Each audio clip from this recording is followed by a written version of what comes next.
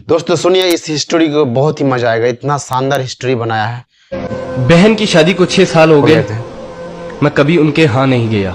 ईद शब रात अम्मी या अब्बू चले जाते थे। एक दिन मेरी बीबी मुझसे कहने लगी कि आपकी बहन जब भी घर आती है उसके बच्चे घर का हशर नशर कर देते हैं, और आपकी माँ जो हमसे चुप चुपा कर कपड़े, साबुन और कभी कभी को चावल के थैले भी भर के दे देती है।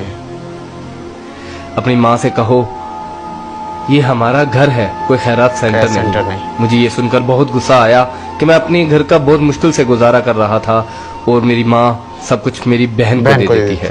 बहन एक दिन घर आई हुई थी तो उसके बेटे ने टीवी का रिमोट तोड़ दिया। मैंने माँ से गुस्से से कहा कि माँ, बहन को कहा करो ईद के दिन आया करे, और ये जो आप साबुन चावल और ये जो चीजें देती हो इनको बंद करे। माँ चुप रही, लेकिन बहन ने ये सारी बातें सुन ली।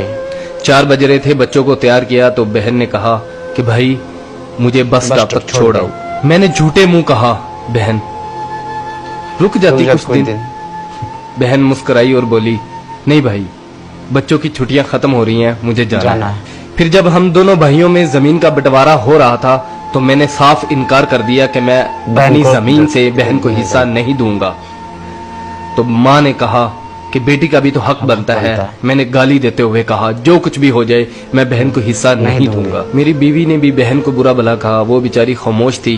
बड़ा भाई अलहदा हो गया और मेरे बड़े बेटे को टीबी हो गया और मेरे घर के हालात खराब हो गए।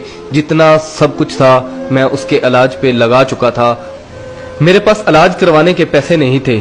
मैं बहुत परेशान था, लाखों रुपए लगा चुका था और भूख सर पे थी। परेशानी की हालत में कमरे में बैठा शायद अपने हालात पे रो रहा था, उसी वक्त मेरे घर में वही बहन आई। मैंने गुस्से से बोला ये आगी मनहूस। मैंने बीवी को कहा कुछ तैयार करो बहन के लिए। बीवी मेरे पास आई और कहा कोई जरूरत नहीं गोश्त और बिरयानी बनाने की। फिर 1 घंटे बाद वो मेरे पास आई। भाई परेशान हो? बहन ने मेरे सर पे हाथ फेरा, कहा बड़ी बहन हूँ तुम्हारी, गोद में खेलते रहे हो, अब देखो मुझसे बड़े लगते हो। फिर मेरे करीब हुई और अपने पर्स से कंगन निकाले और मेरे हाथ पे रख दिए और आहिस्ता से बोली पागल तू एवं ही परेशान होता है, बच्चे स्कूल थे, सोचा दौड़ते दौड़ते भाई से मिल आऊं। ये कंगन बेचकर अपना खर्च करो और अपने बच्चे का इलाज करवाओ। शक्ल तो देख जरा तूने क्या हालत बना रखी है। मैं खामोश था, बहन की तरफ देखी जा रहा था। बहन ऐसा से बोली किसी को मत बताना, तुमको मेरी कसम है। मेरे माथे पे बोसा दिया और 1000 रुपया मुझे दिया जो 150 के नोट थे, शायद उसकी जमा पूंजी थी। मेरी जेब में डालकर बोली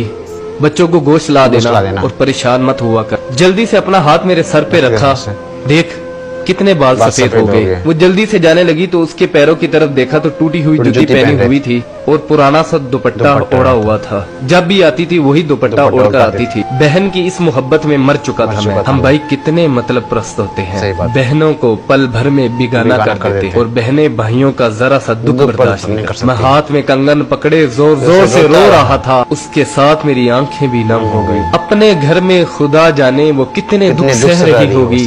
कुछ लम्हे के लिए अपनी बहनों के पास बैठकर हालचाल पूछ लिया करो, शायद उनके चेहरों पे कुछ लम्हों के लिए एक सुकून सा आ जाए। बहनें माँ का रूप होती हैं और भाई बाप का रूप होते हैं।